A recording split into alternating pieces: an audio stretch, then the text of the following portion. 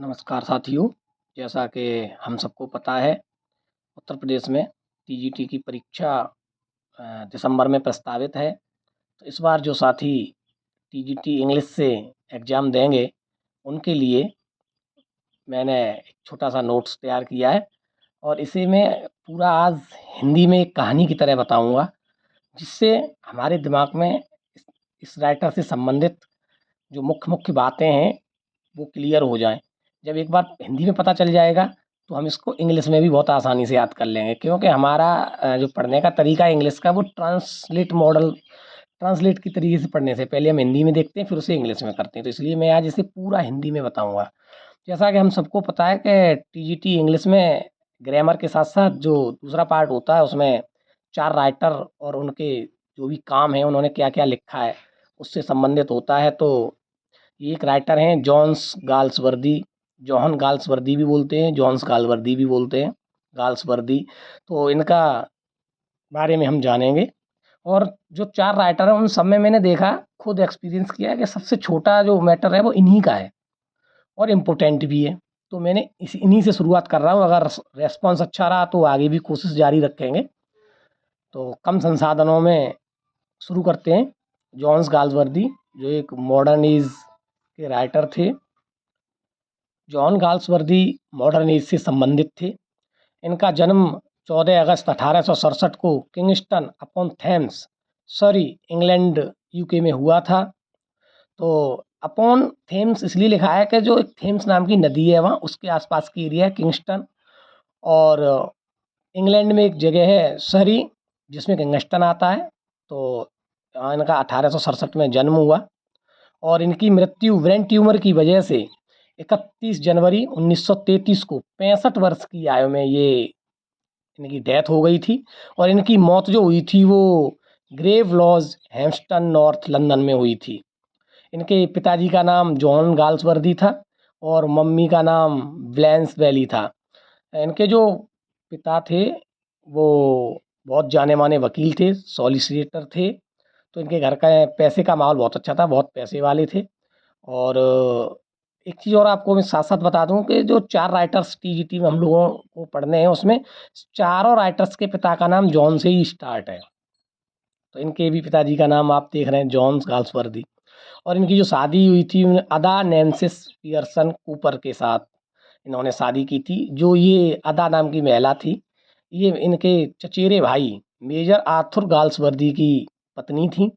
तो इनसे इनका प्रेम प्रसंग चला। तो 1995 में इनका डाइवोर्स हुआ। फिर उसके 10 साल बाद 1905 में इन्होंने अदा से शादी की और कहा कि अदा हमारे लिखने की प्रेरणा है, इसलिए हम अदा के साथ शादी कर रहे हैं।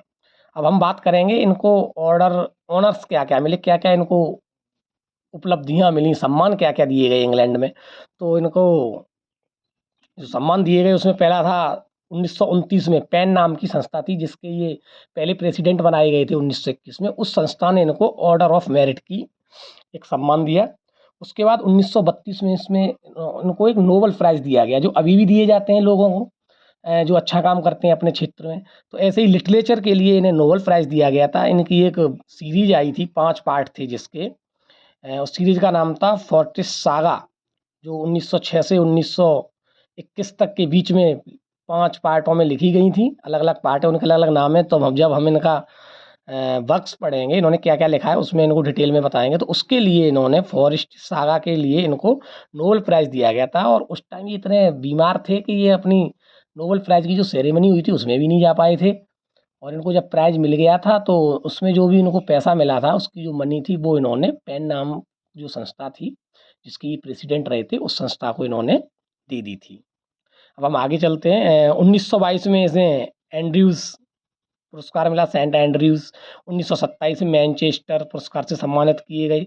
29 में इनको डबलिन पुरस्कार दिया गया। 1930 में इनको कैम्ब्रिज पुरस्कार दिया गया। फिर 1930 में इसमें शेफील्ड पुरस्कार दिया गया। 1931 में इनको 2 पुरस्कार मिले, ऑक्सफोर्ड और प्रिंसटन। अब हम इनके जीवन में क्या-क्या मुख्य घटनाएँ हुई, उनके संबंध में बात करेंगे। तो ये 1881 से लेके 1886 तक इन्होंने हैरो स्कूल में अपनी पढ़ाई की। हैरो स्कूल उस समय इंग्लैंड का बहुत ही जाना माना स्कूल था और बहुत ही पैसे वाले लोग ही उसमें अपने बच्चे पढ़ा सकते थे। तो इनके यहाँ तो पैसे की कोई कमी नहीं थी। इनके पिताजी वकील थे, सॉलिसिटर थे। उसके बाद 1986 में इन्होंने लॉ स्टूडेंट के रूप में, क्योंकि इनके घर वाले भी यही चाहते थे कि ये अच्छे वकील बने, लेकिन इनका मन लगता नहीं था। लेकिन फिर भी इन्होंने घर वालों का मन रखने के लिए 1986 में एडमिशन लिया और 1989 में इनकी लॉ की डिग्री कंप्लीट हुई। लेकिन इनका मन नहीं लगा, इन्होंने कहीं भी प्रैक्टिस वगैरह स्टार्ट नहीं की।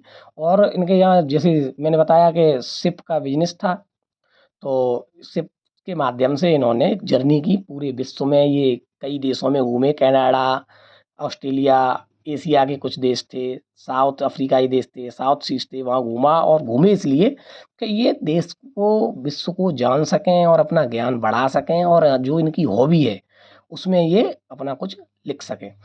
तो फिर 1897 में इन्होंने पहली बार कुछ लिखा अपने कैरियर में। एक शॉर्ट स्टोरी थी। अगर कोई क्वेश्चन आता है कि इन्होंने सबसे पहले क्या लिखा, तो सबसे पहले इन्होंने शॉर्ट स्टोरीज लिखी, जिसका नाम था फ्रॉम द फोर विंड्स। ये जो पब्लिश हुई थी, इनका एक पेन नेम था, मतलब दूसरा नाम था, कहीं घर वाले ना जान लें। इन्होंने घर वालों के डर की वजह से अपना दूसरा नाम यूज़ किया। अपना जॉन गाल्सवर्दी नाम से नहीं लिखा, इन्होंने अपना नाम रखा John Saint John. John Saint John इसलिए नाम रखा, इसका जॉन सेंट जॉन का मतलब था जॉन सन ऑफ जॉन। और इन्होंने ये लिखा, लेकिन ये इनका बुरी तरीके से फेल हो गया। और इन्होंने इसको कहा कि ये मेरी पहली गलती है। और उसके बाद 1899 में इन्होंने एक फुल लेंथ नोवेल लिखा, जोसेलिन।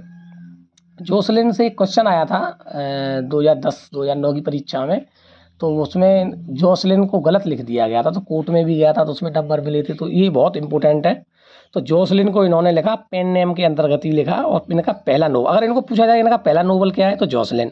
अगर पूछा जाए कि इन्होंने कैरियर में सबसे पहले क्या लिखा, तो short stories from the four winds. तो आगे इन्होंने 2004 में अपना जो इनका पेन नेम था उसे हटा दिया और अपना जॉन गाल्सवर्दी नाम से ही इन्होंने लिखना शुरू कर दिया। और इनको रियल जो सक्सेस मिली वो 1906 में इन्होंने एक बहुत ही फेमस प्ले लिखा था, द सिल्वर बॉक्स। मैंने इसको पढ़ा भी है, ये ग्रेजुएशन के सिलेबस में भी है, द सिल्वर बॉक्स। और सिल्वर बॉक्स आप लोग भी पढ़ें और अच्छे से पढ़ें, क्योंकि इसमें इसका प्लॉट क्या है, इसमें किसकी चर्चा की गई है, इसमें मतलब कौन कौन से कैरेक्टर हैं, किसने क्या बोला है, क्या ये चीज़ें ज़रूर आप समझ लें, क्योंकि छोटे से वीडियो में हम इतनी जल्दी ये चीज़ें नहीं समझ सकते। तो द सिल्वर बॉक्स से इनको थोड़ी सफलता मिली और उसी ईयर 2006 में इन्होंने एक अपना नोवेल लिखा, जिससे इन्हें सफलता मिली, द मैन ऑफ प्रॉपर्टी। तो जो द मैन ऑफ प्रॉपर्टी जो था, वो जो सीरीज़ थी द फॉरेस्ट सागा, उसकी एक सीरीज़ थी, उसमें ये आया था। उसी में आगे इन्होंने इनको 1917 में प्राइम मिनिस्टर थे उस टाइम के, लॉर्ड जॉर्ज, इनने नाइटहुड की उपाधि दी, तो इन्होंने मना कर दिया। तो कभी कभी पूछ लेते हैं कि गाल्सवर्दी को कौन सी उपाधि दी गई थी जिसके लिए उन्होंने मना कर दिया, तो नाइटहुड की 1917 में। कब दी गई थी? 1917। फिर he was elected as the first president of Pan in 1921। मतलब 1921 में इनको पैन नामक जो संस्था थी, पैन नामक जो संस्था थी, कभी कभी आपकी जानकारी के लिए बता दूं, ये एक ऐसी संस्था बनाई गई थी जिसके अंदर उस समय के जितने भी राइटर थे, चाहे नोवेल लिखते हो, चाहे प्ले लिखते हो, चाहे पोइम लिखते हो, चाहे कुछ भी लिखते हो, उनके बारे में ये संस्था थी। धन्यवाद। अगर अच्छा रहा तो आगे फिर बनाएंगे।